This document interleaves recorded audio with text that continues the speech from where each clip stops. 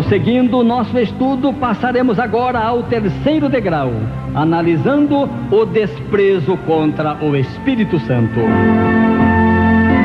Leiamos como referência o que está escrito em Atos dos Apóstolos, capítulo 13, versículos 40 e 41, que dizem: Notai, pois, que não vos sobrevenha o que está dito nos profetas. Vede, ó desprezadores, maravilhai-vos e desvanecei, porque eu realizo em vossos dias obra tal que não crereis se alguém vô-la contar. O verbo desprezar significa ter ou sentir desprezo, não fazer caso, não dar importância, rejeitar e etc. Este é, infelizmente, o terceiro passo do crente que, ao desviar-se, dá rumo à derrota espiritual.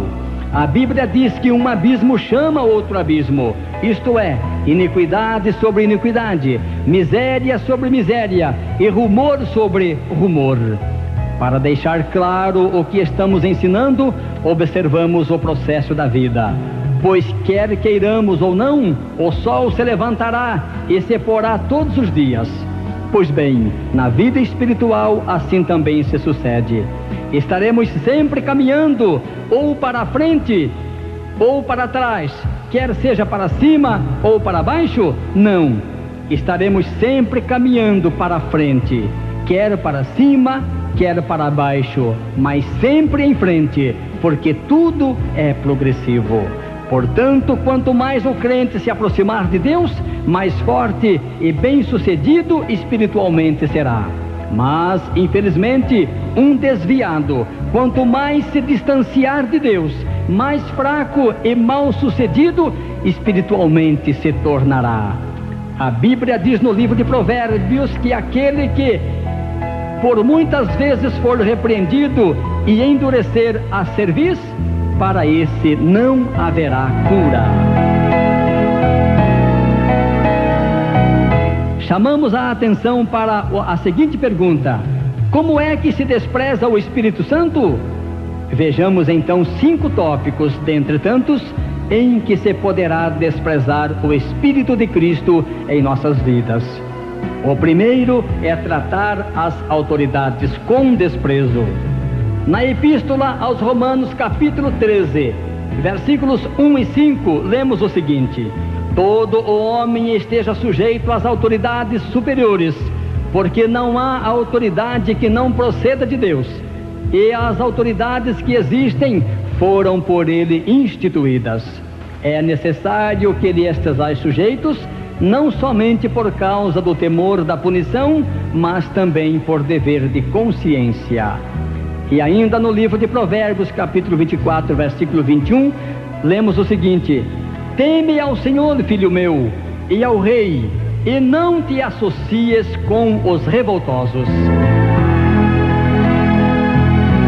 Prezados ouvintes, conhecem pessoas que não dão a mínima para com as autoridades? Ah, quanta gente já invadiu terras alheias, já se rebelaram contra o poder público, já enfrentaram a polícia. Será que isso é coisa para um crente fiel? Outro sim, quando um crente quiser confrontar a autoridade, deverá seguir o exemplo do profeta Daniel. E se você quiser saber, meu ouvinte, o que Daniel fez, então leia Daniel capítulo 3 e capítulo 6. Querido irmão, proceda com o devido cuidado. O Espírito Santo é onisciente, ele a tudo vê e tudo sabe na tua vida. Mas prosseguindo em nossos tópicos, vamos agora ao segundo, que é desprezar a obra missionária da igreja. Em Marcos capítulo 16, versículo 15, lemos a ordenança de Jesus, dizendo: ide por todo o mundo e pregai o evangelho a toda a criatura. Lamentavelmente, muitos crentes não estão preocupados com a obra missionária, não oram e nem contribuem a seu favor, muito menos se prontificam a irem aos campos. Certa feita foi convidado um obreiro da igreja para ir juntamente com alguns irmãos em visita a um missionário. Imediatamente aquele obreiro se esquivou, dizendo que que não dispunha de tempo, pois tinha que trabalhar diariamente. De outra feita, foi novamente procurado no ensejo de que, se ele não pudesse ir pessoalmente, então que desse uma oferta em dinheiro para a viagem. Novamente aquele obreiro se esquivou, dizendo não dispor o suficiente para despesas extras. Mas querem saber o que aconteceu? Pasmem, não se passaram muitos dias e ele com sua esposa saíram de viagem e turismo em uma turnê por vários dias. Ficamos então a perguntar: será que aquele obreiro não dispunha mesmo de tempo e dinheiro? Ou pior ainda, será que lhe faltava amor para com o missionário? Deus o sabe. O Espírito Santo é o maior interessado na obra missionária. Ele tem cuidado dos missionários em campo. Glória a Deus. Prosseguindo em nossos tópicos, agora ao terceiro, vamos analisar o desprezo para com a Bíblia Sagrada e muito particularmente com sua leitura individual. Em Apocalipse capítulo 1, versículo 3 diz: bem-aventurados aqueles que leem e aqueles que ouvem as palavras da profecia e guardam as coisas nela escritas.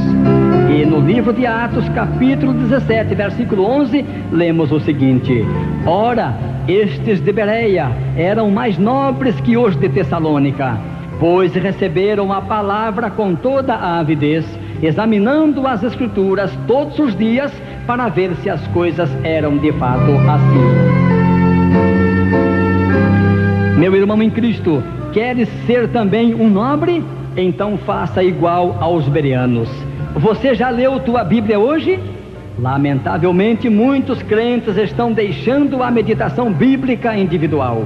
Contentam-se apenas com um versículo isolado da caixinha de promessa. Imaginemos um trabalhador saindo para mais um dia em seu trabalho. Pega sua mochila, mas o que tem dentro? Uma suculenta marmita? Pelo menos um lanche? Não, só o que tem são algumas bolachinhas. Que pena! Como esse trabalhador vai passar o dia? Por certo se sentirá fraco, desmerecido. Assim é o crente que não estuda a sua Bíblia.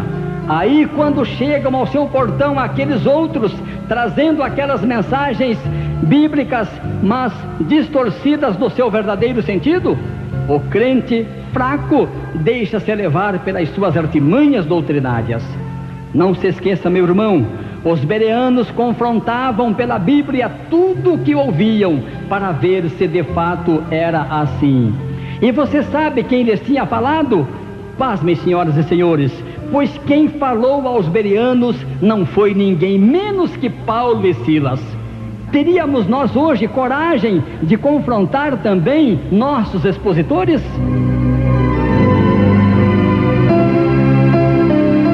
Lembremos sempre que o Espírito Santo é o nosso mestre por excelência.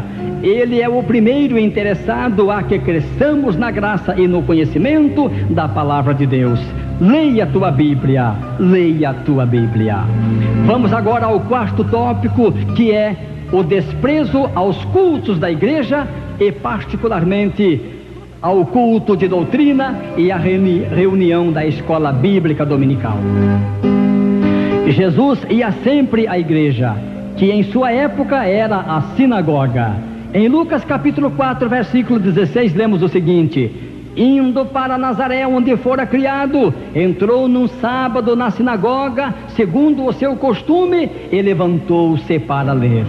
E ainda em Hebreus capítulo 10, versículo 25, também lemos: não deixemos de congregar-nos, como é costume de alguns.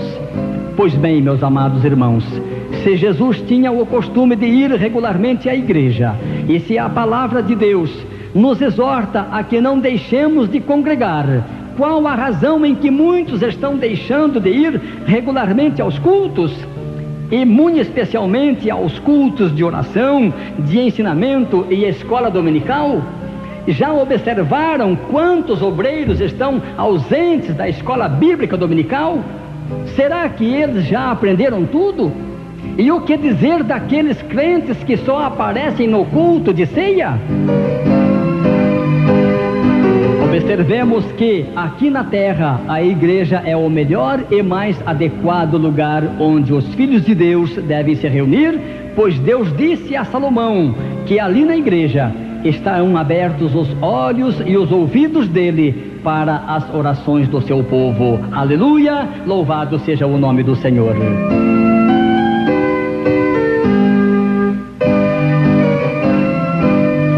Queridos irmãos, o Espírito Santo está interessado a que nos reunamos sempre em sua gloriosa presença.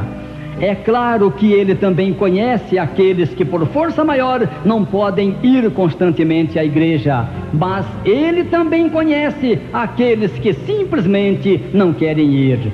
Que Deus nos ajude a servir-lhe mais e melhor.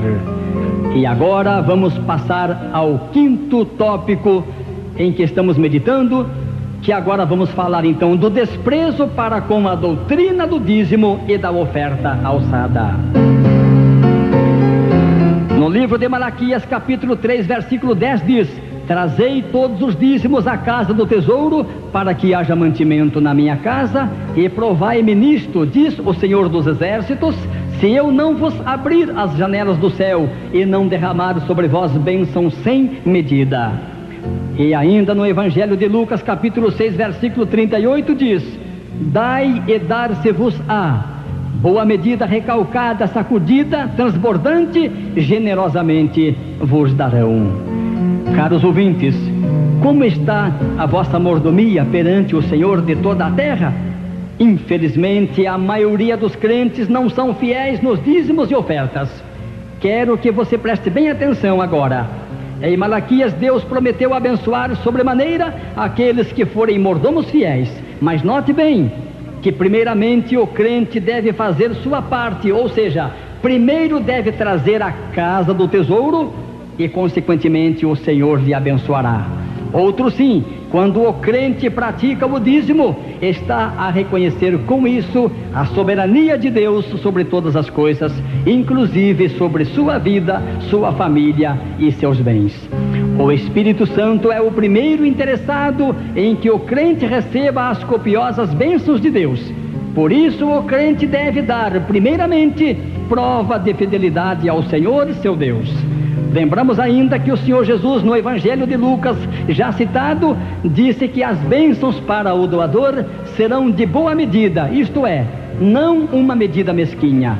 Serão recalcada, isto é, que já foi calcada uma vez. Serão sacudida, isto é, que já foi chacoalhada. E serão também transbordante, ou seja, que chega a derramar. Aleluia, graças a Deus.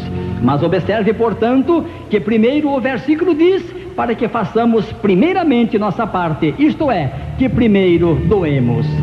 Lembremos ainda que o apóstolo Tiago disse: chegai-vos a Deus e Ele se chegará a vós.